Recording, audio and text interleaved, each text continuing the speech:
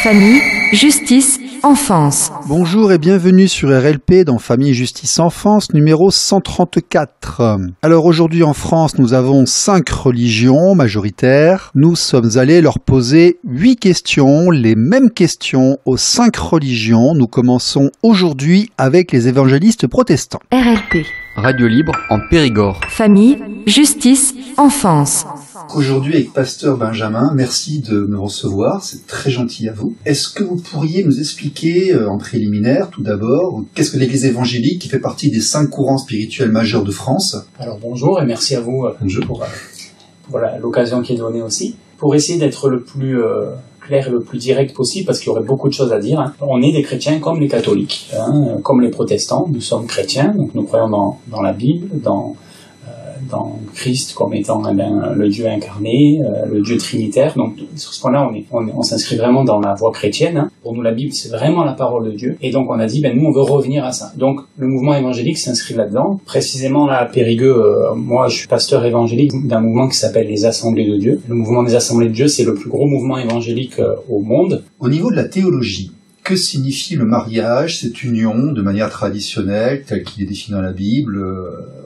Que signifie le mariage dans la théologie évangéliste?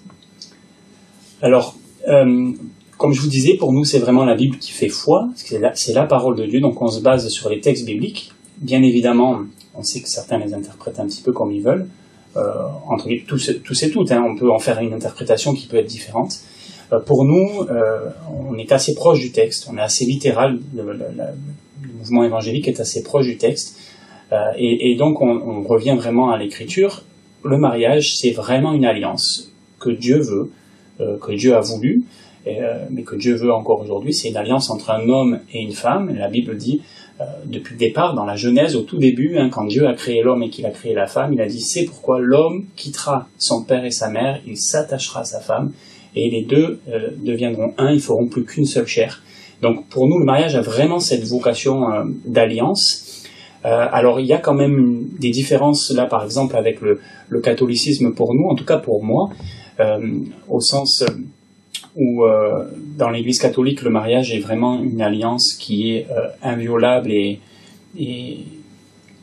qu'on ne peut pas dissoudre à aucun moment. Pour nous, il y a quand même des nuances qu'on trouve dans la Bible, des nuances où Dieu a permis, non pas Dieu a voulu, mais Dieu a permis, Dieu permet que dans certaines conditions, dans certaines situations, il y ait la possibilité de rompre ce mariage, cette alliance. Il y a une question d'alliance et il y a une question de contrat, où il y a une responsabilité mutuelle de l'époux et de l'épouse. Et quand ces responsabilités, parfois, on va en reparler tout à l'heure, mais elles sont plus là, il y a des circonstances qui font que, parfois, le mariage devient caduc, entre guillemets. Est-ce que c'est une alliance purement physique ou c'est une alliance qui va au niveau spirituel, au niveau de l'âme? À quelle profondeur va cette alliance? Il y a, me semble-t-il, alors encore une fois, je parle en toute humilité, mais personnellement, il me semble vraiment qu'il y a une double, il y a deux niveaux, il y a deux jalons qui sont là. L'homme quitte son père, sa mère, il s'attache à sa femme. Il s'attache au sens, il y a une volonté, il y a un vœu, il y a un désir. Et quand je dis l'homme, on imagine, en tout cas, dans la parole de Dieu, on voit que même si la place de la femme dans la société à l'époque et puis dans l'histoire n'est pas toujours évidente, mais on voit qu'il y a un consentement mutuel. Voilà, il y a un désir mutuel, il y a un vœu, une envie. Donc c'est une alliance qui est une alliance premièrement qui est volontaire, voilà, qui est pas forcée, mais qui est consentie. Donc il y a un consentement, un vœu, et puis il y a une alliance physique. Les deux deviendront une seule chair, une alliance sexuelle, voilà, parce qu'on croit vraiment que la sexualité vient de Dieu, qu'elle est réservée dans le cadre du mariage. Et pour nous, les deux vont avec l'alliance ou l'unité charnelle vient consolider, vient signer le mariage. Voilà, il y a cette profondeur-là. RLP. Radio libre en Périgord. Famille, justice, enfance. Aux origines, on sait que les gens divorçaient peu. Nous sommes aujourd'hui arrivés, notamment en Europe, en Occident et en France, puisque nous en parlons, à un taux de recomposition de divorce qui est assez élevé. Il est possible, on croise maintenant des personnes qui se marient plusieurs fois dans une vie. Beaucoup de gens sont confrontés au divorce, soit eux-mêmes, soit autour d'eux. Quelle est la position du dogme par rapport au divorce ? Qu'est-ce que ça signifie ? Et aujourd'hui, si vous célébrez un mariage, demain il y a un divorce, l'état civil, l'État va le reconnaître, mais que va dire l'Église ? Alors c'est une question très vaste. Je vais encore essayer d'être le plus concis possible. Pas évident. Pour nous, le divorce, bien évidemment, je vous disais tout à l'heure, c'est entre guillemets toujours un échec. Et c'est un échec, bien sûr, je crois, humainement, parce que quand on voit les conséquences que ça peut avoir dans une famille, quand il y a des enfants au milieu, mais même dans un couple, il y a toujours, ça engendre des souffrances, etc. Donc c'est un échec humain pour nous, mais c'est aussi un échec, comme je vous disais tout à l'heure, par rapport à ce que Dieu veut, puisque la volonté de Dieu vraiment au départ, c'est que le mariage, ce soit une alliance qui soit jusqu'à la mort. Donc voilà. Donc c'est toujours un échec. Donc notre vision, c'est toujours de dire, en fait, le dogme du divorce, c'est un dogme secondaire pour nous. Le dogme principal, c'est celui du mariage. Comment préserver, comment entretenir, comment éventuellement réparer un mariage. Quand c'est pas possible, je vous disais tout à l'heure, on voit dans la Bible, c'est une réalité. Effectivement, le divorce est prescrit dans certaines situations. Quel est le dogme du divorce ? Alors pour nous, pour essayer d'aller à l'essentiel, dans la Bible, en tout cas, on voit 3 situations qui font, on va dire 4 situations qui font que le mariage est rompu. La première situation, c'est quand il y a la mort de l'un ou de l'autre des époux. Dans ce cas-là, le mariage est arrêté. C'est pas du divorce. Voilà. Ensuite, il y a la situation qu'on semble trouver dans la Bible aussi, dès le départ, dans le livre de la loi, dans les Deutéronomes, quand Moïse parle et institue la loi, il y a une question de si un homme, une femme se marient, mais que l'homme découvre quelque chose qui est insupportable à ses yeux, et il y a une question un petit peu de découvrir quelque chose qui était caché, qui était pas évident, et certains s'accordent à dire, je le mets entre guillemets, ou je le prends avec des pincettes, en tout cas, mais certains s'accordent à dire que ça rentre notamment dans des cas où, par exemple, on se rend compte, ça s'inscrit dans toute cette loi qui parle de, si on se rend compte qu'on se marie avec quelqu'un de notre famille alors qu'on ne l'avait pas réalisé, donc voilà, des mariages qui sont, entre guillemets, on pourrait dire incestueux, mais sans le savoir, donc voilà. Ça, c'est une situation qui fait que le mariage, dans ce cas, peut être rompu. La troisième situation, on la trouve dans le Nouveau Testament, c'est notamment Jésus qui en parle, quand il va être interrogé par des chefs religieux juifs de l'époque, qui vont lui demander, mais Moïse ordonne que quand dans certaines situations, on puisse faire une lettre de divorce, l'homme puisse faire une lettre de divorce pour répudier sa femme. Et là, Jésus va répondre à ces hommes et va leur dire, c'est pas ce que Dieu veut, il faut pas séparer ce que Dieu a uni. Voilà, ça c'est un petit peu la première réponse de Jésus avant tout. Mais après il dit, mais effectivement, si il y a un adultère, si il y a à un moment donné une infidélité, et le mot qui est utilisé pour parler d'adultère là, en grec, c'est le mot porneia, qui parle plus d'immoralité sexuelle au sens un petit peu large, et qui permet de dire, s'il y a une infidélité, une immoralité, le fait qu'il y a quelque chose là, effectivement, le mariage est rompu. Jésus dit, il y a plus de lien. Il y a plus de lien. Le lien peut être rompu. Alors, ça ne veut pas dire qu'il n'y a pas une réparation possible. Nous, on croit que Dieu peut tout. Donc, on croit qu'il peut y avoir une réparation, un pardon, une repentance, et que c'est possible. Mais si un des époux, celui qui a été trompé, a priori, choisit de dire, c'est pas possible. Le mariage est, les époux ne sont plus liés. Donc ça, c'est le divorce, un divorce biblique. Voilà. Puis il y a une dernière situation aussi que l'on voit, c'est l'apôtre Paul qui en parle. Il enseigne là-dessus et il dit, à un moment donné, si dans un mariage il y a quelqu'un qui est croyant, qui est un disciple de Christ, un chrétien, et l'autre qui ne l'est pas, et que celui qui ne l'est pas dise, moi je veux plus, je choisis de ne plus pouvoir vivre avec toi en partie à cause de ta foi, mais peut-être pour d'autres raisons, mais en partie à cause de ça, je choisis de m'extraire de ce mariage. À ce moment-là, eh bien, la personne qui était chrétienne et qui subit ça n'est pas liée, n'est plus liée, et peut donc se remarier entre guillemets librement. Dans toutes les autres situations, il semble en tout cas que dans toutes les autres situations, quand c'est pas comme ça, eh bien, un remariage après, c'est une situation qui met des personnes en difficulté, en tout cas vis-à-vis de Dieu. Il y a une chose, voilà, c'est comme si c'était de l'adultère. On le met avec des pincettes, encore une fois, parce que dans les mots originaux qui sont employés, on se rend compte que la porte est ouverte à certaines choses. L'abandon du foyer, il peut s'expliquer de différentes manières. Ça peut être, voilà, on peut abandonner son foyer en partant, en disant je veux plus vivre avec toi, mais on peut abandonner son foyer en tapant sur sa femme et en la mettant en difficulté, ou en frappant ses enfants. Toutes ces situations-là font que finalement on s'extrait déjà de l'alliance qui est là. On fuit sa responsabilité, puisque vraiment dans le principe biblique du mariage, il y a vraiment une question de responsabilité réciproque, d'amour réciproque, de prendre soin l'un de l'autre, de toujours chercher l'intérêt de l'autre avant le nôtre, etc., de considérer l'autre. Donc quand on sort de tout ça, voilà, il y a toujours un danger. Donc un couple, en fait, qui va rentrer en situation de conflit avec une séparation, puis l'un des deux qui va vivre avec quelqu'un d'autre, c'est un motif de divorce au niveau de la théologie, quelque part. Alors après, c'est du cas par cas. C'est là où ça devient compliqué. Bien sûr. Voilà, c'est là où ça devient un petit peu compliqué. C'est du cas par cas, mais ça peut l'être, effectivement. D'accord. Selon les situations, ça peut l'être. Mais juste par rapport au divorce civil, vous me disiez, quand il est prononcé civilement, est-ce qu'il est toujours acté au niveau de l'Église? Ben du coup, non. Pour nous, non, effectivement. C'est-à-dire que, alors bien sûr, quand deux personnes sont séparées, on va pas leur dire, pour nous, vous êtes toujours mariés au sens où, voilà, on comprend qu'ils sont séparés. Mais si on sort de ces trois situations que je vous ai évoquées, pour nous, vis-à-vis de Dieu, en tout cas, on peut pas dire que c'est un divorce qui permet un remariage, que le lien est brisé. Donc il y a toujours le lien qui existe, parce que ce lien-là, il a du prix aux yeux de Dieu et il est réel. Donc pour nous, voilà, il y a quand même cette vision-là, cet esprit-là. RLP. Radio libre en Périgord. Famille, justice, enfance.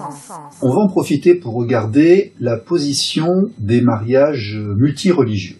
Imaginons que nous avons quelqu'un qui se marie avec une personne d'une autre religion. Vous avez commencé à l'évoquer. On a énormément de couples mixtes en France, un homme et une femme. On peut très bien avoir quelqu'un qui est passé par un baptême, une première communion, une profession de foi, et puis qui va se marier avec quelqu'un qui va être bouddhiste, ou qui va être musulman, ou alors qui va être catholique ou protestant et autres. Le point de vue protestant sur ça, au niveau de l'accueil d'une personne d'une religion ou autre, juive, etc., quel est-il? On demande une conversion, ou on l'accepte? Qu'est-ce qui se passe? C'est autorisé? Alors, c'est autorisé dans le sens où le mariage, ça reste la responsabilité de chacun, hein, et qu'on n'est pas là du tout pour dire aux gens, vous devez vous marier avec lui ou avec elle ou quoi. On a, je le crois, une responsabilité de conseil. Alors moi, en tant que pasteur, mais c'est pas tellement même en tant que pasteur, mais en tant que frère et sœur, parce que pour nous, l'Église est vraiment une famille. Donc on a une responsabilité comme on l'aurait envers notre frère ou notre sœur dans la chair, de dire, attention, cette personne-là n'inspire pas confiance ou est un danger pour toutes sortes de raisons, mais pas nécessairement à cause de sa religion, quelle que soit la raison. Par contre, au niveau de l'accueil, alors c'est pas un souci en soi, si une personne vient d'une autre religion, dans le sens où on peut pas interdire le mariage. Voilà, la Bible prescrit quand même que quand un chrétien se marie, il vaut mieux en tout cas qu'il se marie avec un chrétien. Je vous disais tout à l'heure, effectivement, Paul dit, si jamais vous êtes marié avec un chrétien et l'autre qui l'est pas, donc la possibilité elle est là, hein, c'est pas impossible, mais il dit aussi, voilà, le mieux c'est de se marier dans le Seigneur, c'est-à-dire de se marier avec quelqu'un qui a les mêmes convictions que vous, parce que sinon, on va au-devant de difficultés. Et Paul dit, j'aimerais vous éviter ces difficultés-là. Bon, il y a d'autres circonstances, d'autres raisons, mais entre autres, il y a celle-ci aussi. Donc voilà, il y a cette partie-là. On conseille toujours de dire, attention, te marier avec quelqu'un qui partage pas ta foi, ça risque d'engendrer des difficultés à un moment donné. C'est un danger. C'est un point qui peut créer des tensions, des difficultés, etc. Maintenant, pas d'interdiction formelle. Il n'y a pas d'interdiction formelle. Comment après on le célèbre dans l'Église? C'est du cas par cas. Dans l'Église, c'est assez particulier. Nous, les Églises évangéliques, on célèbre très peu de mariages qui sont des mariages extérieurs à l'église, de gens qui sont extérieurs à l'église. C'est-à-dire que dans certaines églises catholiques, etc., ça se fait beaucoup. Mais nous, quelqu'un qui arrive demain et qui me dit, voilà, on voudrait se marier dans votre église, je vais pas les marier ici. Je vais leur dire, si vous voulez, je peux intervenir où vous voulez pour ouvrir la Bible avec vous, etc. Mais dans l'église ici, nous, on ne va marier que des gens qui sont de l'église, qui fréquentent l'église, qui sont là assidûment, qui sont des gens issus de notre communauté. Voilà, c'est pas par discrimination ou par sectarisme, c'est parce que il nous semble en tout cas que cette cérémonie du mariage, justement, c'est une cérémonie qui se fait publiquement, mais qui mérite aussi, quand on l'a fait dans l'église, il y a une certaine approbation qui est là, une certaine validation de l'église qui se fait, et cette validation de l'église, en tout cas au sens d'entité, elle peut se faire que si on connaît la situation et que ce sont des gens de qui on peut répondre, entre guillemets, et voilà. Quand c'est des gens qu'on connaît pas, on peut les bénir, c'est pas un problème. On bénit tout le monde, on aime tout le monde, il n'y a pas de souci avec ça. Mais on peut pas se porter garant, entre guillemets, ou être là et valider la solidité, la véracité de l'union. Voilà, ce qui est un petit peu différent. Donc on le fait, mais à l'extérieur, ailleurs, mais non pas parce que l'église est un lieu saint. Nous, les locaux, c'est des locaux tout simples, hein, c'est un ancien hangar ici, mais voilà. RLP. Radio libre en Périgord. Famille, justice, enfance. Autre cas. Nous avons quelqu'un qui est évangéliste, donc de votre église, et vous apprenez qu'il est allé en Afrique ou en Asie ou ailleurs et qu'il s'est marié avec une personne locale selon un rite religieux local. Quelle est la position du dogme par rapport à ça? Alors, s'il vit là-bas et que le mariage là-bas est reconnu comme cela, pour nous, ça pose pas de souci. Dans la mesure où c'est un mariage qui est fait on va dire dans ce que prescrit la loi du pays ou dans la manière dont ça se pratique dans le pays. Si cet homme revient ici en France avec son épouse, nous on va lui demander, même si le mariage était bon là-bas, hein, on va lui dire ici en France, le mariage c'est un mariage civil et la Bible nous enseigne d'être soumis aux autorités du pays dans lequel on vit. Donc pour nous ici en France le mariage est civil. Moi je marie personne en tant que pasteur en France. Je bénis les unions, on peut célébrer un mariage dans le sens de la célébration, mais moi je marie personne. J'ai pas cette capacité, ce pouvoir-là au sens légal du terme. Il faut passer devant le maire ou un de ses amis. Chez les catholiques, il y a un mariage qui est pratiqué, c'est écrit sur un registre, une validation. Oui, tout à fait. Alors nous on tient des registres aussi de mariage, de dire des gens se sont mariés, on a célébré ce mariage-là, mais ça a aucune valeur juridique et ça a aucune valeur, dans l'Église catholique. Ce sont des choses qui sont remontées, il y a des registres nationaux, etc. Et on peut aller consulter ces archives-là pour toutes sortes de raisons. C'est pas du tout le cas chez nous. Depuis la loi de la séparation sur l'Église et l'État. Hein. Voilà. Et dans certaines religions, par exemple, si vous vous mariez selon un autre rite religieux, vous pouvez plus communier, il y a des incidences sur la pratique. Là, si quelqu'un est évangéliste et va se marier selon un rituel bouddhiste, il revient dans une église évangélique et il est la bienvenue, il n'y a aucun souci. Alors oui, il n'y a aucun souci sur le principe. Alors, il n'y a aucun souci sur... Je fais une nuance quand même dans ce que vous dites là. Parce que vous me parlez d'aller dans un autre pays et de se marier selon les rites de ce pays-là. Alors, je vous parle bien d'un mariage qui est un mariage reconnu dans ce pays au sens, qui est reconnu. Je parle pas juste d'une cérémonie religieuse qui serait une cérémonie religieuse. Voilà. Si le mariage religieux bouddhiste est reconnu dans ce pays-là et que c'est cette manière dont il se marie, je vais vous dire honnêtement, j'ai jamais vu le cas de figure se présenter. Pour nous évangéliques, quand même, j'ai du mal à imaginer un évangélique qui se marierait selon un rite bouddhiste. Pourquoi? Parce que il y a quand même des différences fondamentales dans nos croyances, le polythéisme, etc., qui font que moi, en tout cas personnellement, je ne pourrais pas participer à une cérémonie dans laquelle le mariage il est béni par des dieux auxquels je ne crois pas, qui sont pour moi des idoles, disons-le clairement, etc. Donc là, on rentrerait dans... Voilà. Je dis pas que c'est jamais arrivé, mais j'ai pas d'exemple à l'esprit. Et honnêtement, si ça devait se produire, je pense qu'encore une fois, on reviendrait un petit peu à du cas par cas, où il faudrait qu'on se voit avec des anciens, puisqu'on a une gestion collégiale de l'Église quand même, où on se voit avec les anciens de l'Église, les surveillants de l'Église, des gens qui sont reconnus, et qu'on en discute et qu'on statue ensemble, parce que là, comme ça, je suis pris un petit peu au dépourvu de vous dire, voilà, j'aurais pas une bonne manière de vous dire, c'est oui, c'est non. Par contre, on a dans l'Église des personnes de plus en plus qui sont issues de l'immigration de certains pays d'Afrique, qui arrivent et qui ont pratiqué un mariage qui est pas civil, parce que dans leur pays ça se pratique pas de manière civile, mais qui est un mariage reconnu, où il y a toute une cérémonie, où le fiancé va voir le papa de la fiancée, il lui demande la main, etc. Il y a un échange de cadeaux, une dot, il y a des choses qui sont là, enfin toute une succession de traditions culturelles qui sont là et qui font qu'à la fin il y a la célébration d'un mariage qui est reconnu par tous. Pour le mariage, il est reconnu. Donc pour nous, on va pas demander qu'ils aillent plus loin que ça si dans ce pays-là c'est reconnu. Par contre, quand ils vont arriver en France, s'ils viennent vivre en France, on va leur dire oui, mais aux yeux de la loi ici, vous n'êtes pas mariés. Et il faut se mettre en règle. Il faut le faire. Voilà. Je sais pas si je suis clair dans ce que... Je vois, mais disons, nous avons quelqu'un qui a une pratique dans cette religion, qui s'en va, et qui tout d'un coup se met à vivre comme un local, qui va changer quelque part de religion dans ses attitudes et ses actes, ses pratiques, il va y avoir les idoles, comme vous les appelez, il va se marier civilement et religieusement, est-ce qu'il sort de la religion? Oui, d'une certaine manière oui, mais c'est pas à cause du mariage, comprenez bien. Finalement là c'est plus le mariage qui est le problème, entre guillemets.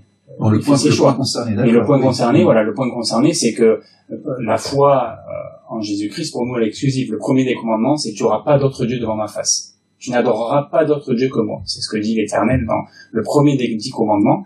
Alors, quand on demande à Jésus, parce que ça c'est dans l'Ancien Testament, aujourd'hui nous on considère qu'on est sous une grâce particulière, c'est différent, on est sorti de cette loi juive, non pas qu'on s'en est extrait, mais dans le fait que Jésus l'a accompli. Mais quand on demande à Jésus, quel est le plus grand des commandements? Jésus dit, il y a 2 commandements qui sont grands. Le premier, c'est, tu n'auras pas d'autre Dieu devant ta face, tu en auras Dieu seul, tu l'aimeras de tout ton cœur, de toute ta force, de toute ta pensée, un seul Dieu. Et le deuxième, c'est tu aimeras ton prochain comme toi-même. Ces 2 commandements résument tous les autres. Ça, c'est ce que dit Jésus. Donc, dans le Nouveau Testament, sous la grâce. Donc, pour nous, à partir du moment où on s'extrait de ces choses-là et où on commence à avoir d'autres dieux, etc., on sort de la foi chrétienne. Et c'est pas le problème du mariage, là, c'est le problème de la foi. On devient, entre guillemets, je vais dire comme ça, mais voilà, on abandonne la foi en Jésus, on devient un apostat. Voilà, le mot est fort, hein, mais l'apostasie, c'est ça, c'est l'abandon de la foi. Et c'est dans ce sens-là. RLP. Radio libre en Périgord. Famille, justice, enfance. Bon, mais là, incidence, effectivement, à l'incidence, quelqu'un qui fait ça, je sais pas c'est tellement si on sort de ça, parce qu'aujourd'hui, avec tous ces gens qui vont beaucoup sur la planète, qui se déplacent, qui se baladent, ce brassage multiculturel que nous avons, nous sommes confrontés plus souvent à ce genre de cas que par le passé. C'est sûr. C'est une évolution plus ou moins naturelle. Donc, disons que, on parle d'homme, la théologie, quelqu'un, effectivement, est sorti de la foi, il est bienvenu pour revenir ou il est puni? Ah non, il n'y a aucun problème. Alors, en fait, je pense qu'il faut bien comprendre que selon certains dogmes, il ne pourra pas revenir. Ouais. Par exemple, chez les catholiques, dans la confirmation, mais mon père a divorcé, il ne pouvait plus communier. Vous voyez ce que je veux dire? Donc il y avait une transgression qui avait été faite, et il ne pouvait pas revenir à l'état initial. Chez les évangélistes, comment ça se passe? Alors chez les évangéliques, mais là je vais parler encore une fois, je resterai un petit peu. Chez nous, les évangéliques, on va dire nous les assemblées de Dieu, parce que voilà, les évangéliques c'est très très large. Mais chez les évangéliques, quand même, de manière générale, ce qui compte encore une fois, c'est la parole de Dieu. Et je vous disais tout à l'heure, nous, on est dans une alliance de grâce. Ce qui prime dans le Nouveau Testament, tout au long du Nouveau Testament, c'est la grâce de Dieu. Est-ce que ça veut dire que cette grâce, elle est permissive, au sens où on peut tout faire et faire n'importe quoi? Non. Non. Est-ce que cette grâce, elle est capable d'accepter qu'on se trompe, qu'on tombe, qu'on s'éloigne, et puis que, suite à la repentance, on revienne et on soit rétabli? Je crois que oui. Je crois que oui. Donc voilà. RLP. Radio libre en Périgord. Famille, justice, enfance. Est-ce qu'il y a eu des évolutions dans la théologie et le dogme au cours du temps? Parce que il y a 2000 ans, le brassage multiculturel était beaucoup moins important qu'aujourd'hui, surtout en Occident. Est-ce que la position a évolué ou est-ce qu'elle est restée figée? Est-ce qu'elle peut évoluer? Alors c'est par rapport au mariage ou au divorce? Oui, par là au mariage, au divorce, à l'union, effectivement, devant Dieu, d'un homme et d'une femme. Alors, indéniablement, elle a évolué. Comme je vous le disais, le mouvement évangélique, c'est un mouvement qui est assez jeune, qui est issu du protestantisme, qui lui-même est issu du catholicisme. Et donc, finalement, nous, j'ai envie de vous dire, on n'a pas l'histoire assez longue pour que ça ait évolué de manière profonde, même s'il y a des évolutions. Il y a des évolutions, je crois, on évolue dans nos interprétations, dans nos compréhensions de la Bible. Alors, est-ce que c'est toujours de la bonne manière? Je sais pas. C'est pour ça qu'à un moment donné, Luther, Calvin ont dit non, là, il y a des choses, on s'est éloigné, y compris, je crois, dans la vision du mariage, puisqu'on voit que dans l'Église catholique, les prêtres ne se mariaient pas. À partir des protestants, ils ont dit non, mais là, il y a quelque chose qui va pas, donc ils ont réinstauré le mariage du clergé. Donc même dans ces dimensions éthiques, il y a eu des évolutions.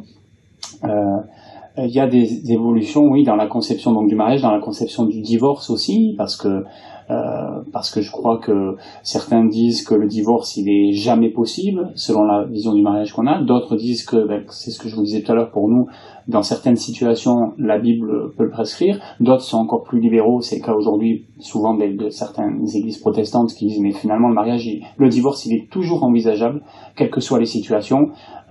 Tout s'explique. C'est plus un contrat. Ils ont enlevé la dimension de l'alliance. Pour les catholiques, c'est seulement une alliance, on va dire. C'est entre guillemets, vous me corrigeront si je me trompe, hein, mais c'est une alliance divine qui est inviolable. Pour les protestants, c'est plutôt un contrat, et quand le contrat, on choisit de le rompre, c'est notre responsabilité. Pour nous, c'est un peu les deux. On est entre les deux. Il y a à la fois quelque chose d'inviolable de la part de Dieu, qui est voulu par Dieu, etc. Et puis à la fois aussi, il y a une responsabilité, et il faut conjuguer avec les deux. RLP. Radio libre en Périgord. Famille, justice, enfance. En fait, avec tout ça, comment est-ce qu'on vit dans l'approche occidentale contemporaine, avec tous ces couples recomposés? Vous avez forcément des enfants de divorcés, des divorcés qui viennent nous voir à l'église.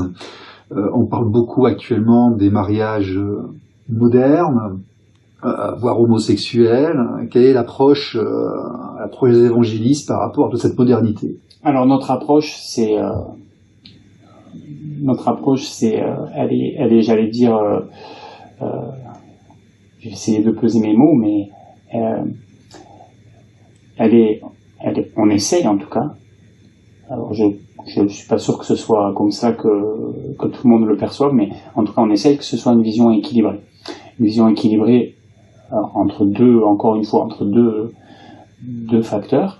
Le premier, c'est le facteur de l'amour et de la grâce dont je vous parlais tout à l'heure, parce que nous sommes convaincus et nous prêchons et nous croyons et nous vivons l'amour, je vous disais tout à l'heure, non seulement pour notre Dieu, mais aussi pour notre prochain, quel que soit son orientation sexuelle, son histoire sociale, son histoire maritale, peu importe, entre guillemets, on se doit et on veut. On ne veut pas le faire par obligation, mais on veut aimer tout le monde et accepter tout le monde. Voilà. Maintenant, accepter les personnes, aimer les personnes, etc., ça ne veut pas dire forcément aimer et accepter ce qu'elles font et ce qu'elles pratiquent. Et dans ce cadre-là, voilà, c'est là où on jongle dans un équilibre, de dire notre désir, c'est premièrement de plaire à Dieu, et donc de rester le plus à cheval, le plus droit possible dans ce que la parole de Dieu nous prescrit. Il y a des choses que la Bible condamne, le péché, la Bible le condamne, et finalement le divorce, c'est, je vous disais tout à l'heure, un échec, c'est pas ce que Dieu veut, on essaie toujours de l'éviter, maintenant des fois c'est pas possible, il y a des choses, voilà, c'est comme ça, on sait que c'est pas ce que Dieu veut, donc on essaye de rester toujours, de plaire à Dieu, mais on essaye aussi de dire, voilà, d'un côté on veut plaire à Dieu, et d'un autre côté on veut aussi que les hommes connaissent, que ceux qui nous entourent connaissent la grâce de connaître ce Dieu d'amour, parce qu'on croit que Dieu est un Dieu d'amour, un Dieu avec des principes et des commandements et des ordonnances, mais qui sont là pas pour nous nuire, pas pour nous enfermer, pas parce que Dieu est un Dieu intolérant. On croit que c'est le cas parce que Dieu nous aime et qu'il veut le meilleur pour nous. Et on est convaincu de ça. On est convaincu que si Dieu ne souhaite pas le divorce, c'est parce que Dieu sait que ça produit pas forcément de bonnes choses et que c'est pas, voilà. On sait que si Dieu dit les unions homosexuelles, c'est pas ce que je veux, c'est pas ce que je prescris, c'est parce qu'on croit que c'est ce qu'il y a de meilleur pour nous. Alors on maîtrise pas tous les tenants et les aboutissants, hein. Moi je fais pas de jugement de valeur, mais pour nous il n'y a pas de différence finalement entre quelqu'un qui viendrait dans l'église qui serait homosexuel et qui serait hétérosexuel, dans la personne qu'on va reconnaître, il n'y a pas de différence. Mais pour nous, ce qu'on veut, c'est pas dire aux gens, vous êtes homosexuel, alors on vous veut pas dans l'église, ou vous êtes divorcé, alors on vous veut pas dans l'église, ou vous êtes enfant de divorcé, alors on vous veut pas. Non, ce qu'on veut, c'est dire à tout le monde, mais venez, il n'y a pas de souci. Maintenant, ce que vous êtes, c'est pas votre orientation sexuelle, c'est pas votre histoire, c'est pas ça que vous êtes. Vous n'êtes pas que ça. Vous êtes autre chose aux yeux de Dieu. Il y a une autre identité. L'identité voilà, la valeur que Dieu vous donne, elle dépend pas de ce que vous pratiquez ou pratiquez pas. La valeur que Dieu vous donne, elle dépend du fait que vous êtes une de ses créatures, que c'est Dieu qui vous a créé. Et en ce sens, eh bien oui, Dieu a des plans, des projets pour vous qui sont, la Bible le dit, des projets de paix, des projets de bonheur. Et pour ça, il nous a donné certaines limites, comme un parent peut en donner à ses enfants. D'accord. C'était le pasteur Benjamin pour RLP. Merci beaucoup. Merci à vous.